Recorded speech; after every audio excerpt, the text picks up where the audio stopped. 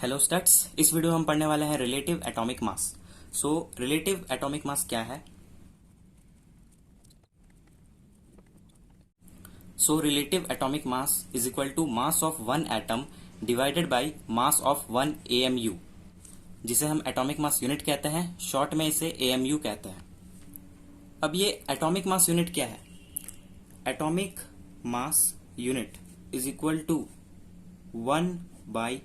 1/Na, जिसे हम Avogadro constant भी कहते हैं। यानी कि one atomic mass unit is equal to 1/एवोगाड्रो कांस्टेंट, जिसे हम Na से रिप्रेजेंट करते हैं, जो कि होगा 1/6.022 इंटू 10⁻23, जिसे हम अगर 1 से डिवाइड करेंगे तो हमारे पास आएगा 1.67 इंटू 10⁻24 ग्राम।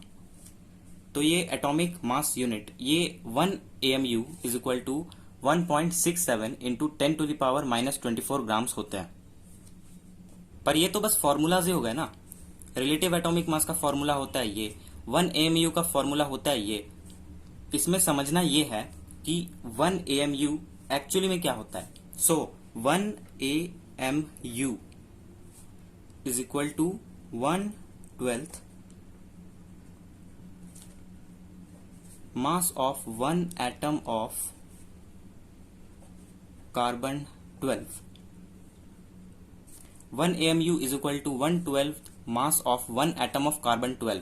यानी कि कार्बन 12 जो है,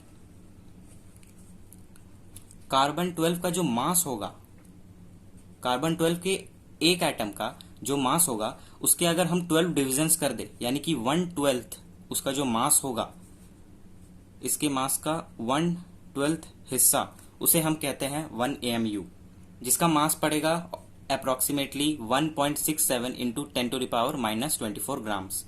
अब हम इससे रिलेटेड कुछ क्वेश्चंस करते हैं। तो रिलेटिव एटॉमिक मास RM यानी relative atomic mass of helium is equal to mass of one atom of helium divided by mass of 1 AMU, जो कि होगा 4 टाइम्स। मतलब कि अगर मैं इसे स्टेटमेंट में लिखूं तो ये लिखाएगा कि 1 atom of helium is 4 times heavy as compared to 1 AMU। Helium की तरह ही मैंने ऑक्सीजन का एग्जांपल लिया है, जिसका रिलेटिव एटॉमिक मास होगा 16। इसे मैं लिख सकता हूं 1 atom of oxygen is 16 times heavy as compared to 1 AMU।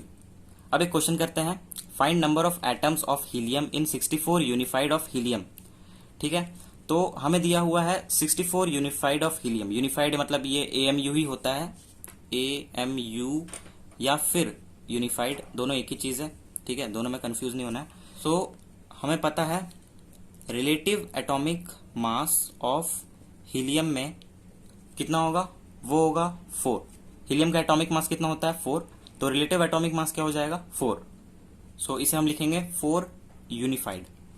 अब 4 AMU of helium has atoms।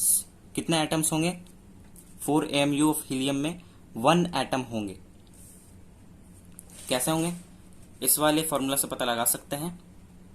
4 unified यहां रख देंगे तो 4 यूनिफाइड और 4 AMU दोनों कैंसिल हो जाएंगे और 1 एटम आ जाएंगे। अब इसमें हम क्या कर सकते हैं, हमें निकालना है 64 यूनिफाइड ऑफ हीलियम। तो यहां पे हमें 64 चाहिए, तो इसे हम लिख सकते हैं 64 unified of helium has atoms, जो कि होंगे 1/4 इंटू 64 एटम्स, मतलब कि 16 एटम्स। तो ये होगा इस क्वेश्चन का आंसर। और इस वीडियो में बस इतना ही। Thank you.